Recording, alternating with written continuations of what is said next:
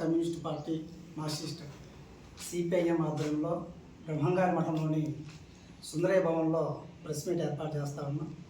ఈ press meet ప్రధానమైనటువంటి కారణం ఏంటంటే, దాదాపు 8 నెలల క్రితం మైదుకూరు నియోజకవర్గపు ఎమ్మెల్యే అయినటువంటి శ్రీ పుట్టా సుధాకర్ యాదవ్ గారు బ్రహ్మంగారి మఠం మండలంలో 10,000 ఎకరాలు ప్రభుత్వానికి చెందినటువంటి అదే రకంగా అసైన్డ్ భూములు ఏవైతే ఉన్నాయో ఇవన్నీ కూడా వివిధ పార్టీల్లో ఉన్నటువంటి వాళ్ళందరూ కూడా ఆక్రమించుకొని ఉన్నారని చెప్పేసి ఆయన ఒక ప్రెస్ మీట్ పెట్టి వివరాలతో సహా ఆ రోజు మీడియా ముఖంగా ఇవన్నీ కూడా రిలీజ్ చేశారు. అందులో ఆయన ప్రధానమైనటువంటి ఉద్దేశం ఏంటంటే, ఈ మండలంలో అత్యంత పేదలు ఉన్నారు, నా సొంత మండలం ఇది కాబట్టి అసైన్డ్ భూములు ఎవరైతే ఆక్రమించుకొని ఉన్నారో ఇవి నా పార్టీ కాకుండా బయట పార్టీల వాళ్ళు కూడా ఉన్నారు కాబట్టి ఇవన్నీ స్వచ్ఛందంగా ఎవరైతే ఉన్నారో వాళ్ళు తిరిగి ప్రభుత్వాన్ని హ్యాండ్ ఓవర్ చేయాలి. అలా కానటువంటి పక్షంలో గోల్డెన్ సర్వే త్వరలో వేయబోతూ ఉన్నాము. ఈ గోల్డెన్ సర్వేలో రెవెన్యూ అధికారుల ద్వారా 6 టీంలను ఏర్పాటు చేసి రాబోయేటువంటి రోజుల్లో భూమి ఎంత ఉంది, ఎంత ఖాళీ భూమి ఉంది, భూమి మీద ఎవరున్నారు, మిగులు భూమి ఎంత ఉంది, పంచడానికి ఎంత వీలవుతుంది, ఆక్రమణ ఎంత ఉన్నాయని వివరాలన్నీ తీసి మొత్తం మండలంలో ఉన్నటువంటి పేదలందరికీ కూడా ఈ 10,000 ఎకరాల భూమిని పంచుతానని చెప్పేసి మీడియా ముఖంగా ఆయన తెలియజేయడం జరిగింది. అంతేకాకుండా ప్రత్యేక అసైన్మెంట్ కమిటీని ఏర్పాటు చేసి గౌరవ ముఖ్యమంత్రి గారి సమక్షంలోనే ఈ రాష్ట్రంలో ఎక్కడా జరగనటువంటి పద్ధతుల్లో పేదలందరికీ భూములు పంచడమే నా ధ్యేయం అని చెప్పేసి మీడియా ముఖంగా ఆయన సమాచారం ఇవ్వడము, ఆక్రమణదారులకు సంబంధించిన లిస్టును బహిర్గతం చేయడము, తర్వాత ఆర్డీఓ గారి సమక్షంలో కలెక్టర్ గారి కలిసి ఒక 6 టీంలను వేయడం జరిగింది. అంతా బాగానే ఉంది. ఏ రోజైతే ఎమ్మెల్యే గారు పేదల భూములు పంచుతానని చెప్పేసి ఆక్రమణదారుల లిస్టు ప్రధానంగా తన పార్టీలో ఉన్నటువంటి వాళ్ళు కూడా లిస్టు బయట పెట్టారో ఆనాడే సిపిఎం పార్టీగా ఆనందించాం, సంతోషించాం. ఆయన తీసుకున్నటువంటి నిర్ణయాన్ని మేము కూడా సానుకూలంగా స్పందించాము. ఆయన నిర్ణయానికి మద్దతు తెలియజేశాం. అయితే 8 నెలలు కాలం గడిచిపోయింది. ఈ 8 నెలల కాలంలో అసలు గోల్డెన్ సర్వే ఏమైంది, ఆ గోల్డెన్ సర్వే తన పని తాను చేసిందా లేదా, ఈ మండలంలో మిగులు భూములు ఏమైనా తేల్చిందా లేదా, భూమి మీద ఉండేటువంటి వాళ్ళు ఎవరైనా తేల్చిందా లేదా, ఖాళీ భూమి ఎంత ఉంది, ఆక్రమించిన భూమి ఎంత ఉంది, వాస్తవాలు మొత్తం పేపర్ రూపంలో మీడియా ముఖంగా ఇంతవరకు తెలియజేసింది లేదు. పైపయచ్చు ఎప్పుడైతే సుధాకర్ యాదవ్ గారు ఎమ్మెల్యే గారు నేను గోల్డెన్ సర్వే పెడుతున్నాను, మిగులు భూములని తేలుస్తాను, పేదల భూములు పంచుతానని చెప్పాడు, అప్పటి నుంచి నేటి వరకు ఈ రోజు వరకు కూడా కొన్ని వందల ఎకరాల ప్రభుత్వ భూములు, అసైన్డ్ భూములు అన్నీ కూడా నకిలీ రికార్డు పేరుతో రికార్డులకు ఎక్కుతూ ఉన్నాయి. అంతేకాకుండా యథేచ్ఛగా ఖాళీగా ఉండేటువంటి భూములన్నీ కూడా ఈరోజు యంత్రాలు పెట్టి సదును చేసి భూములన్నిటి కూడా భూముల్లో పట్టలు వేస్తూ ఉన్నారు. అంటే నిరుపయోగంగా ఉన్నటువంటి భూములన్నీ కూడా సుధాకర్ యాదవ్ గారి ప్రకటన తర్వాత ఉపయోగంలోకి వస్తూ ఉన్నాయి.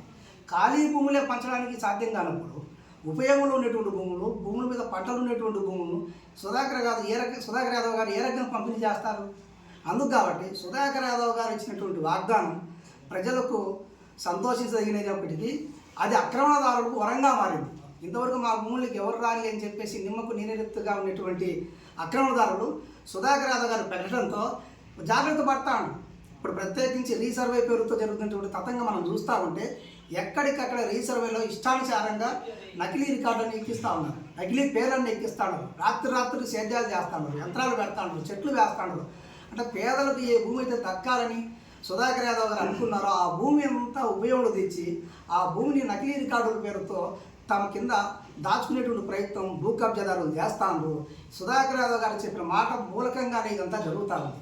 మరి 8 నెలలు కాలం గడిచిపోయింది. మరి ఇంతవరకు ఏం చేసిండ్రు? ఎక్కడా కూడా భూమికి సంబంధించిన ప్రకటన లేదు. ఓ పక్కేమో సోలార్ పేరుతో భూములను కూడా లాక్కుంటా ఉన్నారు. ఒక లింగనిల్లపల్లె ఎస్టీలకు సంబంధించినటువంటి భూములు 91 మందికి ఇచ్చినటువంటి భూములన్నీ కూడా ఈరోజు ఆ ప్రాంతంలో ఉన్నటువంటి బడా నాయకులు బెదిరించి మీరందరూ సోలార్కి ఇస్తే ఇవ్వండి, లేకపోతే మీకు భూములు రావనేటువంటి పద్ధతుల్లో ఎస్టీలను భయప్రాంతాలకు గురి చేస్తాడు. ఎస్టీలు భూములకు సేద్యం చేసుకోవడానికి వెళ్తా ఉంటే అక్కడ ఈ మధ్యనే వైసీపీ నుంచి తెలుగుదేశంలో వెళ్ళినటువంటి ఒక ముఖ్యమైన నాయకుడు తన అర్చనలు పెట్టి భయపడించి ఎస్టీల మీద దౌర్జన్యం చేస్తాడు. అంటే నిజంగా ఈ మండలంలో భూమిని పేదలకు దక్కాలనేటువంటి ఉద్దేశమే కనుక ఉంటే ఇన్ని నెలల జాప్యం ఎందుకు మేము అడుగుతా ఉన్నాం. గోల్డెన్ సర్వే 8 నెలలు పడుతుందా? ఆయన చెప్పినటువంటి 10,000 ఎకరాలు అంటున్నారు. వాస్తవం చూస్తే ఈ 10,000 ఎకరాలు కూడా తప్పుడు తడగ. ఏ రకంగా కూడా దీనికి శాస్త్రీయత లేదు, ఆధారం లేదు. అసలు 2007, 2008లో మొత్తం రాష్ట్రంలో 7 విడతల భూ పెంపుడు జరిగింది. బ్రహ్మంగారి మఠంలో 4 విడతల భూ పెంపుడు జరిగింది.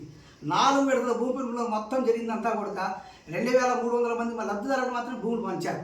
అంటే మొత్తంగా తీసుకుంటే అనుభవంలో ఉండే భూములు, కొత్త భూములు కలుపుకుంటే 4000-5000 ఎకరాల భూ పంపిణీ జరిగింది. 4000-5000 ఎకరాల భూ పంపిణీ జరిగితే 10,000 ఎకరాల ఆక్రమణ కింద నేను చెప్తాను ఆయన. అంటే నిరాధారమైనటువంటి ఏ నాయకులు ఏది ఇస్తే ఎవరు సరిపోయిన వాళ్ళు ఇస్తే ఆ పేపర్ని తీసుకుని ప్రెస్ రిలీజ్ చేస్తారు.